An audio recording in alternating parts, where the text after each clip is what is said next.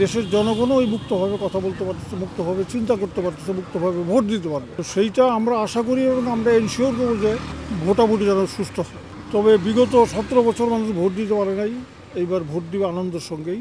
আর আমরা যারা বিএনপি করি, বিএনপির সব সাপোর্টারও যারাই, আমরা আশা করি যারা অন্যান্য দল যারা মানে তাদের বিজয় সম্বন্ধে সন্দিহান, তারা বিভিন্ন ইস্যু তুলে নির্বাচনটা বানচাল করার জন্য কিংবা পিছিয়ে দেওয়ার জন্য চেষ্টা করতেছে। এটা টিকবে না। এটা তাদের ইয়েগুলি আমার মনে হয় না এগুলি এই নির্বাচনে কোনো বাধা তৈরি করতে পারে। সাময়িক বাধাও হতে পারে, কিন্তু পরবর্তী থাকবে না। অটুট থাকার তো কথা না, মানে জিনিসটা তো সময়ের সঙ্গে অনেক কিছু পাল্টায় সেইভাবে। কিন্তু এই যে মূল ধারাটা মানে মূল থিমটা, এই থিমটা আমরা লালন করব। আমরা বাংলাদেশ জাতীয়তাবাদী আদর্শে বিশ্বাস করি, সেটা থাকবে।